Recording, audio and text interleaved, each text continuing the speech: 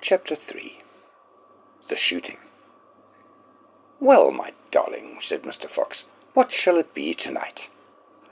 "I think we'll have duck tonight," said Mrs. Fox. "Bring us 2 fat ducks, if you please. 1 for you, and 1 for me, and 1 for the children." "Ducks it shall be," said Mr. Fox.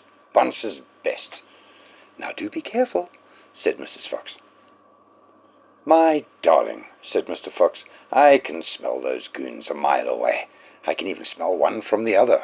Boggis gives off a filthy stink of rotten chicken skins. Bunce reeks of goose livers, and as for Bean, the fumes of apple cider hang around him like poisonous gases." "Yes, but just don't get careless," said Mrs. Fox. "You know they'll be waiting for you, all 3 of them." "Don't you worry about me," said Mr. Fox. "I'll see you later." But Mr. Fox would have not been quite so cocky had he known exactly where the 3 farmers were waiting at that moment. They were just outside the entrance to the hole, each one crouching behind a tree with his gun loaded.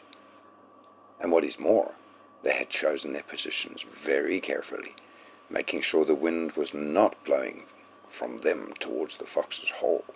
In fact, it was blowing in the opposite direction, and there was no chance of being smelled out.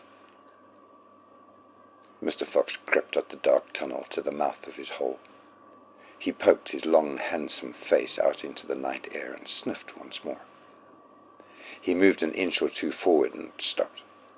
He sniffed again. He was always especially careful when coming out from his hole. He inched forward a little more. The front half of his body was now in the open. His black nose twitched from side to side, sniffing and sniffing for the scent of danger. He found none, and he was just about to go trotting forward into the wood when he heard, or thought he heard, a tiny noise, a soft rustling sound, as if though someone had moved a foot ever so gently through a patch of dry leaves. Mr. Fox flattened his body against the ground and lay very still, his ears pricked. He waited a long time, but he heard nothing more. "It must have been a field mouse," he told himself, or some other small animal. He crept a little further out of the hole, and then further still. He was almost right out in the open now. He took a last careful look around. The wood was murky and very still. Somewhere in the sky the moon was shining. Just then his sharp night eyes caught a glint of something bright behind a tree not far away. It was a small silver speck of moonlight shining on a polished surface. Mr. Fox lay still, watching it. What on earth was it? Now it was moving. Now it was coming up, and great heavens, it was the barrel of a gun. Quick as a whip, Mr. Fox jumped back into his hole, and at the same instant the entire wood seemed to explode around him. Bang, bang, bang, bang, bang, bang.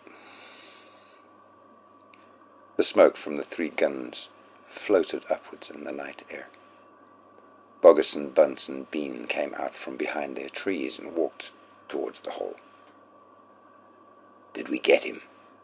said Bean.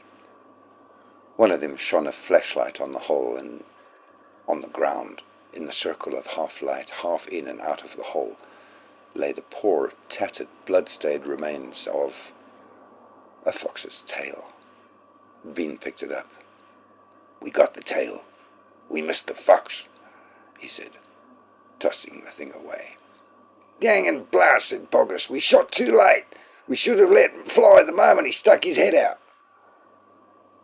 "You won't be poking around again in a hurry," Bunce said. Bean pulled a flask from his pocket and took a swig of cider. Then he said, "It'll take 3 days at least before he gets hungry to come out again. I'm not sitting here waiting for that. Let's dig him out." "Ah," said Boggis, "now you're talking sense. We can dig him out in a couple of hours. We know he's in there."